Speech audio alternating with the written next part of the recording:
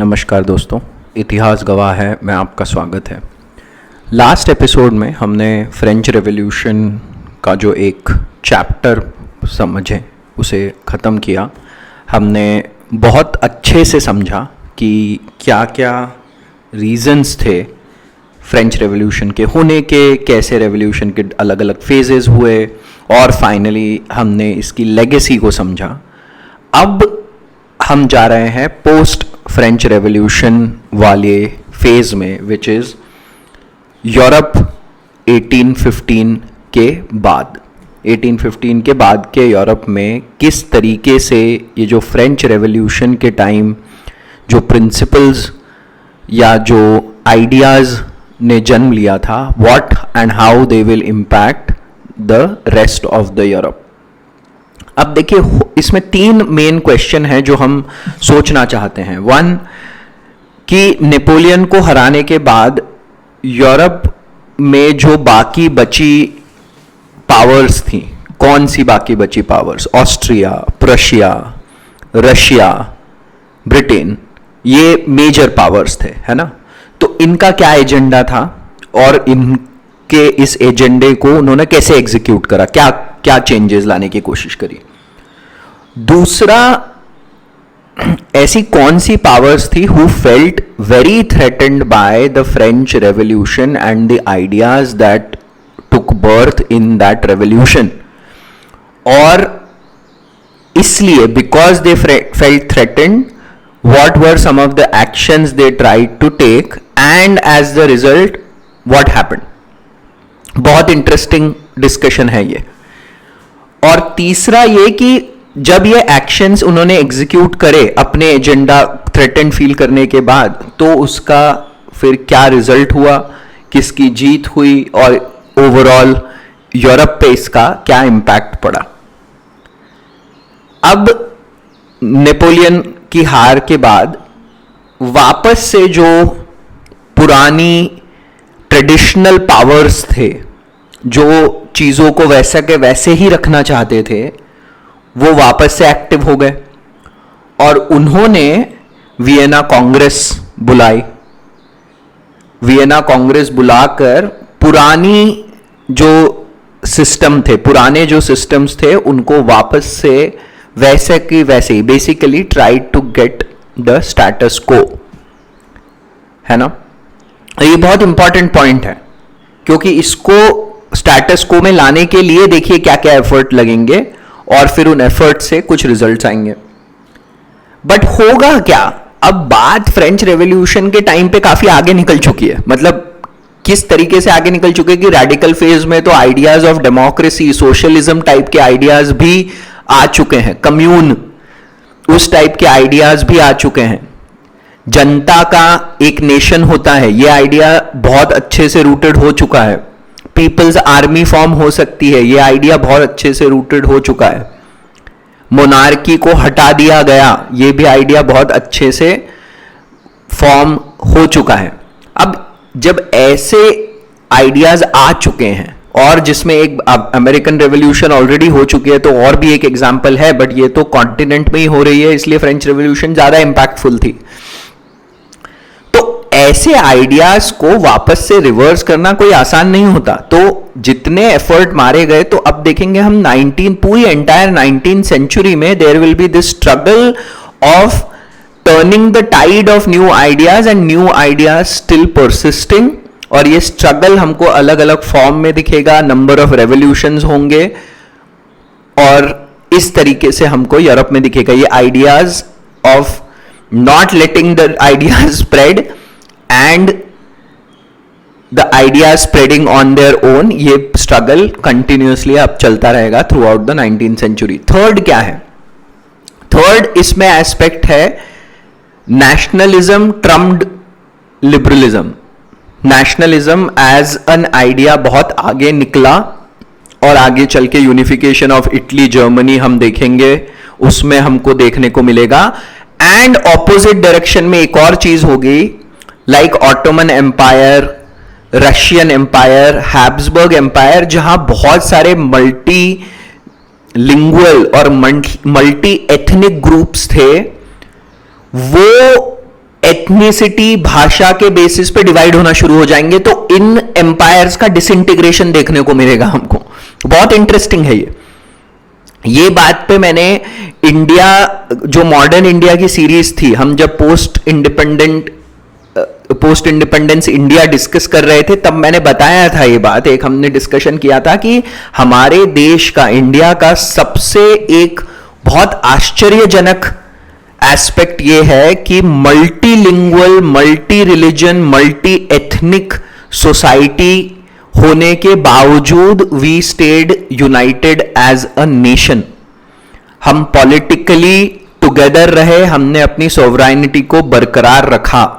ये बहुत बहुत बहुत बड़ी बात है। क्यों? क्योंकि इसके ऑपोजिट एग्जाम्पल हमको देखने को मिलेंगे, जो मैं कह रहा था, where disintegration happened based on ethnicities and languages just because of the fact that the wave of nationalism spread. तो एक तरफ यूनिफिकेशन और ऑफ इटली और जर्मनी देखने को मिला हमको, तो दूसरी तरफ हम disintegration of Ottoman Russian and Habsburg empire भी देखेंगे because of ethnicity and language.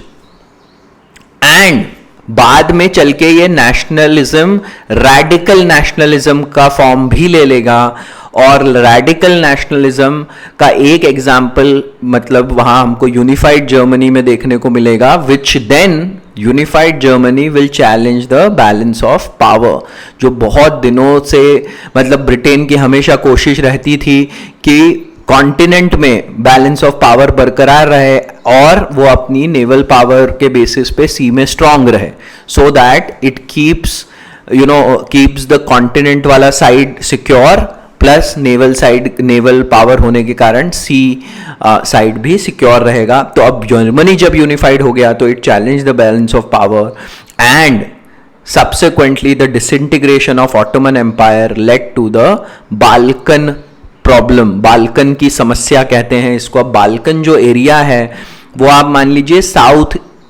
Eastern Europe वाला जो एरिया है वो बाल्कन कहलाता है। और मतलब और ज्योग्राफिकली समझना है तो इटली के ईस्ट में, ग्रीस के नॉर्थ में, ऑस्ट्रिया के साउथ में और ब्लैक सी के वेस्ट में। अब देखो हमने इसको चारों तरफ से एक तरीके से बाउंड रीजन कर दिया है, तो आपको लगभग अंदाजा हो जाएगा कि बाल्कन कौन सा एरिया है। और बाल्कन प्रॉब्लम के कारण which will lead to the first world war. तो ये एक जो चीज है, ये सब कनेक्टेड है। मैं बस ये बताना चाहता हूं, हिस्ट्री में कोई भी चीज डिसकनेक्टेड नहीं होती है, because it is cause and effect taking place continuously. तो आइए अब हम बात करते हैं वियना कांग्रेस की, जो 1815 में हुई, और इसमें ब्रिटेन, रशिया, ऑस्ट्रिया और प्रशिया, इन तीनों जो बड़ी पावर्स थे उस समय के, उन्होंने पार्टिसिपेट करा। एंड इसकी जो लीडरशिप थी वो थी in the hands of Clemens von Metternich. ये प्रिंस थे, ठीक है, और ये ऑस्ट्रियन घराने के प्रिंस थे। और इनका पूरा aim, the aim of Vienna Congress was to end war and revolution. कि लड़ाइयां तो लड़ाई कर करके थक चुका था ना यूरोप। आप सोचिए, जब से रेवोल्यूशन स्टार्ट हुई थी लगभग 1792 से, जब वहां से मोनार्की हटाई गई फ्रेंच रेवोल्यूशन के दौरान, तब से यूरोप की ताकतें फ्रांस पे अटैक कर रही थी, क्योंकि मोनार्क्स थे ना यूरोप में। बाकी जगह तो उनको तो डर लग रहा था, तो वो लोग अटैक करते गए, और ऐसे करते करते 20 साल ये लड़ाइयां चलती रही, है ना। तो सब थक चुके थे। तो एंड वॉर एंड रेवोल्यूशन। और क्या इंपॉर्टेंट स्टेप्स लिए गए? 3 इंपॉर्टेंट स्टेप्स जिनको हम डेप्थ में डिस्कस करेंगे। सबसे पहले तो मैप ऑफ यूरोप को रिस्टोर करना, कि नेशनल बाउंड्रीज को थोड़ा और वापस से पुराने, क्योंकि नेपोलियन तो हर तरफ जीत के एक्सपैंड करते गया, तो इस कारण से वो मैप थोड़ा गड़बड़ा गया था। दूसरा था बैलेंस ऑफ पावर को एस्टैब्लिश करना, और तीसरा था suppressing the radical thought which was mostly focused on liberalism and nationalism के थॉट्स को दबाना। तो मैप ऑफ यूरोप में क्या हुआ रिस्टोर करने के लिए, कि स्टेटस को मेंटेन करा, कि भाई ये जो होल जनता का राज्य और ये सब, ये let's not go to radical on these ideas and maintain the old order. तो फ्रांस को अपना जो बॉर्डर था उतना दे दिया गया, बाकी दूसरे नेशंस जो थे उन्होंने भी अपने अपने बॉर्डर्स डिफाइन करे, एंड एम्फेसाइज की गई, what was emphasised, legitimate heredity, कि वापस से वो मोनार्की वाला कि किसी का बेटा किसी की बेटी आगे चल के बस शासक बनते जाएंगे, तो वो हेरिडिटी एस्टैब्लिश करने की वापस कोशिश की गई, so that there shouldn't be too much change. तो ये तो फैक्ट हुआ मैप ऑफ यूरोप वाले एस्पेक्ट पे। Balance of power, now to maintain the balance of power, ये बैलेंस ऑफ पावर का कॉन्सेप्ट देखिए वेस्टफालिया, ट्रीटी ऑफ वेस्टफालिया, जो हमने पिछले इसी सीरीज में एक एपिसोड में डिस्कस किया हुआ है, जो 80 ईयर और 30 ईयर वॉर के एंड में there was a Catholic side and a Protestant side and they were constantly fighting with each other, तो ट्रीटी हुई थी to फिगर आउट कि भाई मोनार्क्स अपना अपना रिलीजन चूज कर सकते हैं, नेशनल बॉर्डर्स डिफाइन करी गई थी, but nation of the monarch define किया गया था, है ना। ट्रीटी ऑफ वेस्टफालिया के बाद नेशन ऑफ द मोनार्क, जनता का नेशन, जनता का राज्य, ये सब कोई बात नहीं थी उस टाइम। और relationship between two nations were based on the relationship between the monarchs, monarchial relationship. तो foreign affairs, foreign relationship were based on the relationship of the monarch, and no interference should be done between the external affairs of each other, ये एक बात रखी गई थी। But French revolution broke all of this setup. French revolution ने बोल दिया कि मोनार्क का नेशन नहीं है, ये जनता का शासन है, भले ही लिमिटेड फ्रेंचाइजी है बट इसमें जनता का से है और काफी बड़ा से होना चाहिए। और इसलिए ही इस बैलेंस ऑफ पावर को वापस से रिस्टोर करने की कोशिश की। तो क्या क्या स्टेप्स लिए गए? सबसे पहले नॉर्वे और स्वीडन को they were joined to make one powerful nation that could counter France. ये सब वैसे ही सोच कर आ गया है कि फ्रांस को हम कैसे इंश्योर करेंगे कि थोड़ा कंट्रोल में रहे, तो नॉर्वे और स्वीडन को जोड़ दिया गया। नॉर्थ ईस्ट की तरफ हॉलैंड और बेल्जियम को जोड़ के नेदरलैंड्स बना दिया, हॉलैंड और बेल्जियम को जोड़ के नेदरलैंड्स बना दिया। ये सब वियना कांग्रेस के चलते हो रहा है। फिर प्रशिया जो था उसको पार्ट ऑफ एक रीजन राइनलैंड, ठीक है, वो फ्रांस से सटा हुआ एरिया है, तो राइनलैंड का एक पार्ट प्रशिया को दिया गया और उसे सैक्सनी दिया गया, again to make Prussia little more powerful and also to balance Russia on the other side, इसलिए भी प्रशिया को ये दोनों एरिया दिए गए।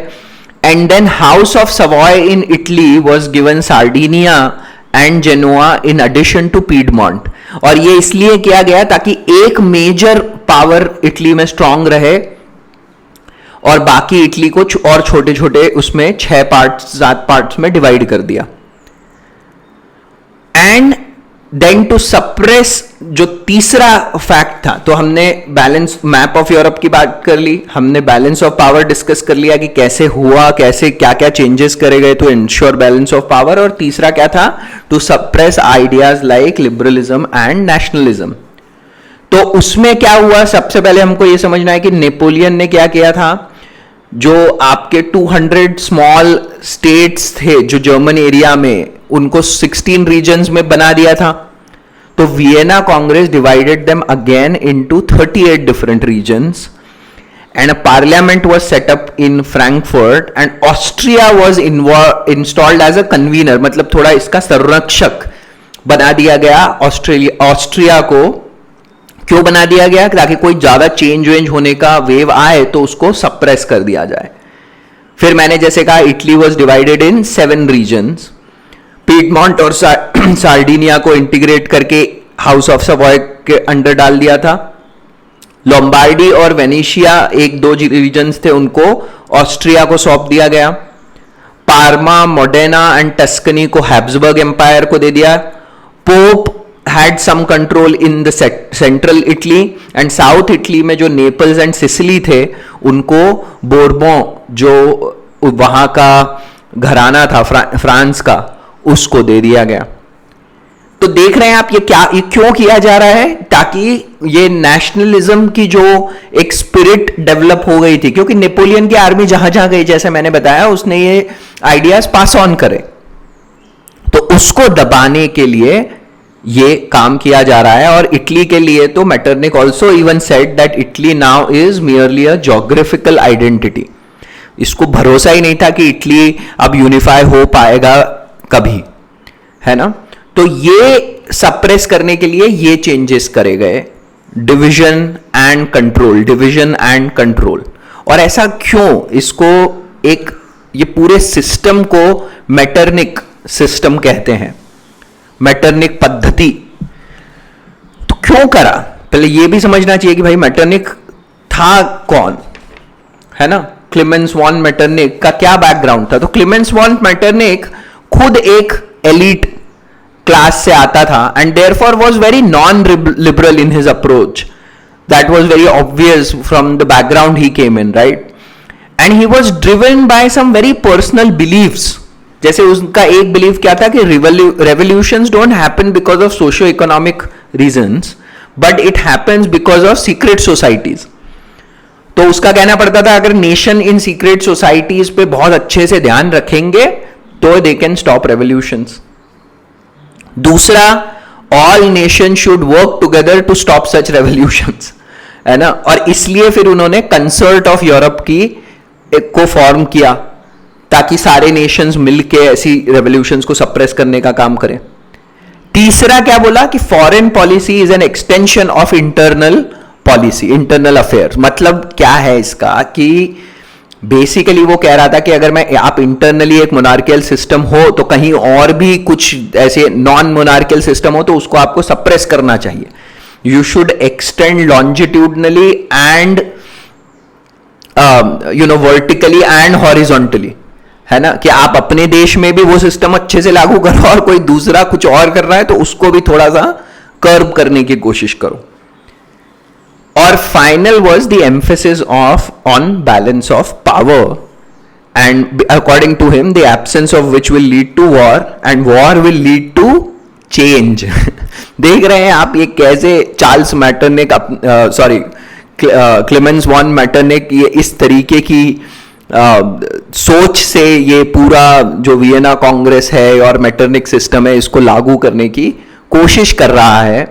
एंड यही दो कंट्रीज हैं। देखिए सबसे ज्यादा फ्रेंच रेवोल्यूशन से अगर कितनी दो कंट्री को खतरा महसूस हुआ तो वो थे ऑस्ट्रिया और रशिया।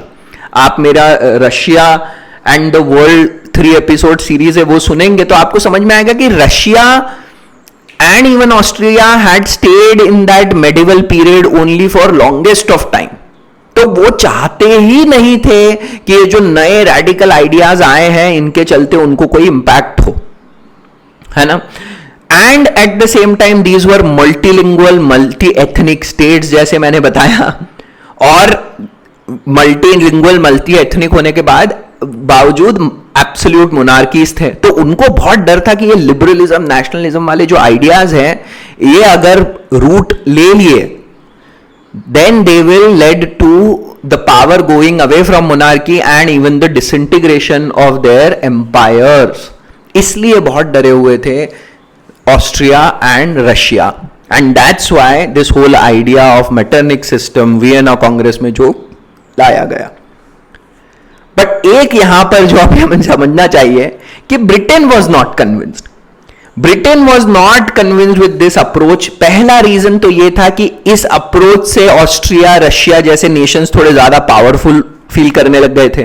और दूसरा ये कि ब्रिटेन में खुद ने बहुत लिबरल अप्रोच ले रखी थी। Britain was well on the path of making that change. आपको याद है हमने जब मैग्ना कार्टा की बात करी, हमने जो ब्रिटेन में रेवोल्यूशन हुई थी जिसके बाद ज्यादा से ज्यादा पावर पार्लियामेंट के पास आ गई थी। तो ब्रिटेन में पार्लियामेंट ऑलरेडी बहुत प्रोग्रेसिव हो चुका था। ग्लोरियस रेवोल्यूशन हुई थी जो 17th सेंचुरी के एंड में ब्रिटेन में। तो काफी उसमें पहले ही मोनार्की की पावर्स को लिमिटेड करने के लिए एफर्ट डाल चुका था ब्रिटेन। सेकेंडली अमेरिकन रेवोल्यूशन के बाद तो ब्रिटेन की मोनार्की को और बड़ा धक्का पहुंचा था। तो Britain was well on this path and therefore it did not kind of agree with the approach that Russia and Austria were trying to take. और यहीं पे ही अब क्या होगा, there will be cracks in this whole concert of Europe. Cracks आएंगे, ये जो यूनिटी ये जो दिखा रहे हैं वियना कांग्रेस के टाइम, ये थोड़ी सी गड़बड़ाएगी और that will lead to further impact and changes and consequences in Europe.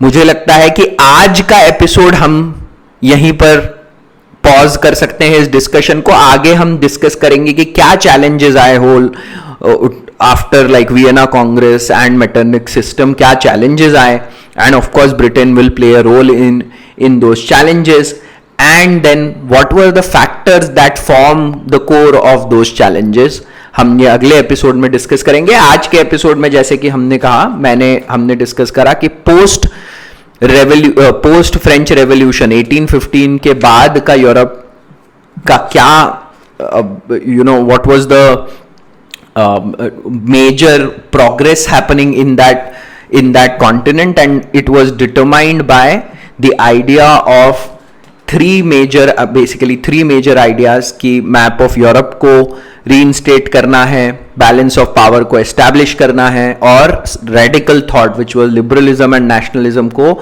Suppress करना है। बट इसके चलते फिर मैटरनिक सिस्टम लाया गया। मैंने आपको बताया कि कैसे बैलेंस ऑफ पावर एस्टैब्लिश कराया गया, कैसे सप्रेस किया गया लिबरलिज्म और नेशनलिज्म को, मतलब फॉर द टाइम बीइंग क्या किया गया, इटली को डिवाइड किया गया, जर्मनी को और छोटे स्टेट्स में 16 से 38 में डिवाइड कर दिया। All of these steps were taken and that will create some more effect, और वो इफेक्ट अब हम अगले एपिसोड में डिस्कस करेंगे। सुनने के लिए आपका बहुत बहुत धन्यवाद। अभी कहानी वर्ल्ड हिस्ट्री में बहुत इंटरेस्टिंग होने वाली है, क्योंकि अब बहुत नए नए इफेक्ट जन्म लेंगे, बहुत नई नई चीज़ें होंगी, और अब वो हम आने वाले एपिसोड्स में सुनेंगे। सुनने के लिए आपका बहुत बहुत धन्यवाद। अंटिल नेक्स्ट टाइम, जय हिंद।